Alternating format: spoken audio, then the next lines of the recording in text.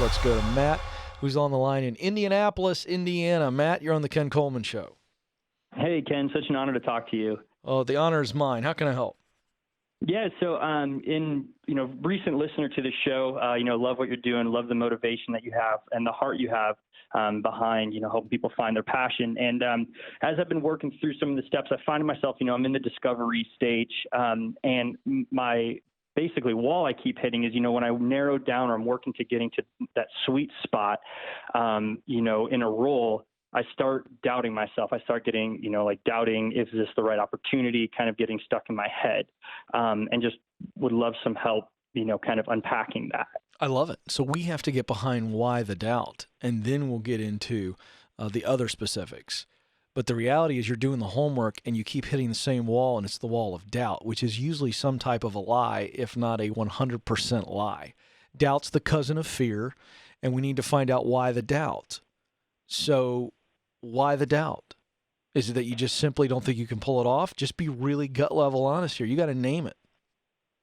Yeah, I think the doubt comes in, I guess, just, if I have what it takes, like not feeling the qualification for a specific role, or feeling that I have like the necessary skills that someone else could come in and, do a much better job. Have you done the homework that I ask callers to do, which is when you begin to get serious about discovery, you identify your top talents, strengths, and skills, and then your top passions, work that you love to do most.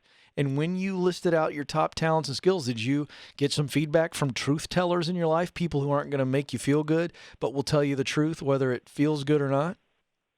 Yes. And? Yeah, I have that. Okay, so good. Did they verify that what you said was your talent and skill was in fact the truth? Yes. So yes, then they're very instrumental. So then that's what you need to focus on. Okay. You're doubting something that you shouldn't doubt. Those people said you have the skills. Are there people who are better than you right now? Sure. Are there always going to be people that are better than you? Yes. That doesn't matter. That's a bunch of garbage to focus on that. The focus is, what was I created to do?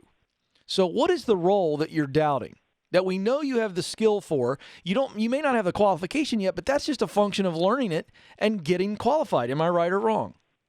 You're right. Okay, so what is the role that you're doubting? You want to do it, but you're doubting it. I want to hear it. It's empowering people to become a better version of themselves. Now, wait a second. You can't empower other people to do what you are unable to do for yourself. Correct. You see the irony there? Yes, very much so. You're calling my show doubting that you have the skill set to empower others, and that's a real problem. So I don't know what to tell you other than you can't do what you don't believe. So you have to get to a place where you're not having to call Ken Coleman and get fired up. Do you understand what I'm saying? Like, you've got to believe I'm supposed to do this, and I may not be qualified yet, but I'm supposed to do this, and I'm going to do everything in my power to get qualified and get good at helping people. But one of the things you've got to do is be more specific.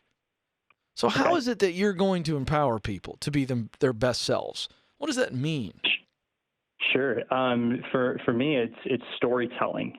It's, using someone's story and helping someone to tell their story of overcoming, of success, of, sharing that and leveraging that to encourage people or empower people. How will you tell the stories? What's the medium? How's it going to happen? Speaking. Oh, so you want to be a professional speaker? Yes. And you get paid for your keynotes? Yes. How old are you, Matt?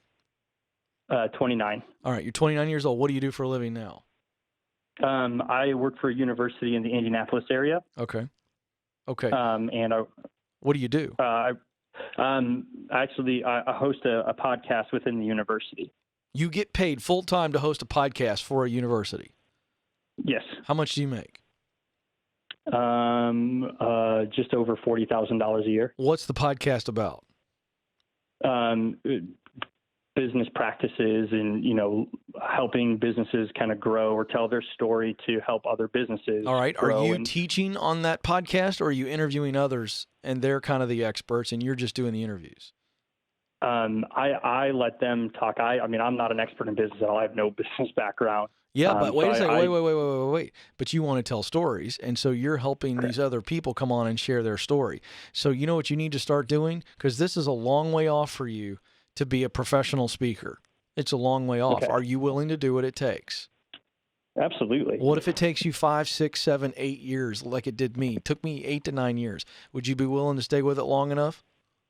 Oh, absolutely. Because Okay. I know the end tail of it, and finding that passion sweet spot, it's going to be worth whatever work it takes on the front end. Okay, so you have friends and family who verify that you're a good natural communicator. Yes. And you enjoy standing up in front of other people. You enjoy that pressure.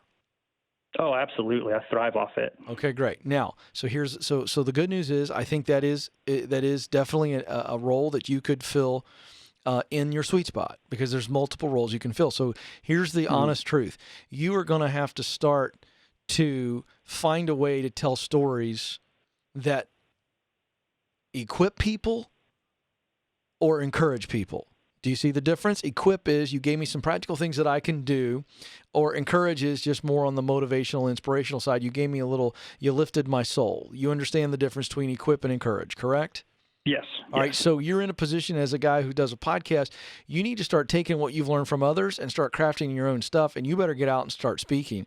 And it may be to 5 people at first.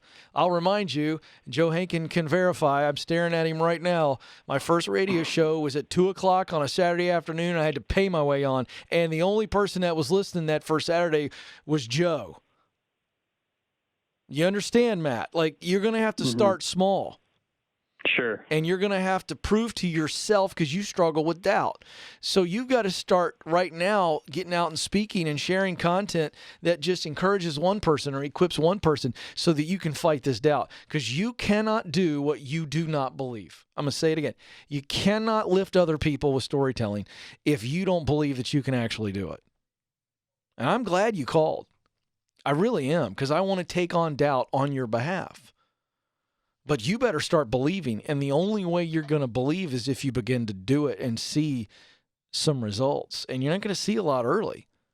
So you're going to have to stay in it long enough to go, oh, okay, it took me a year to get a gig that actually I spoke at, and the people really liked it. The first 6 or 7 I did, nobody hardly said anything. But you got to be okay with that. You got to be okay with that. Hey, Joe, just a ballpark idea. How many people you think heard my first 6 months of shows? Let's just be really gut level honest. On Saturday afternoons, if you had to take a guess in Gainesville, Georgia, what do you think is a very conservative number of people that heard my show the first 6 months? 2,000 people over 6 months. And I think he's probably high. Well, he's not high. I think his number is high. Boy, you got to be careful in this day and age. Hey, watch out. I think your number is a little high. I don't know if it was 2,000 people. Thank you very much. I'll be here all day. I do think you're a little bit aggressive on the 2,000 people. You don't think so? All right, it doesn't matter. It wasn't a lot of people. 2,000 is nothing to get excited about over 6 months. You see what I'm saying? And so, Matt, you got to be willing, man. I'm in the long haul. You do not become a public speaker where people pay you thousands of dollars overnight. You're going to have to earn your way. You got to have a story to tell and a message that is coming from said story. And that does not happen after a couple of late night sketches of ideas. You got to live what you're teaching.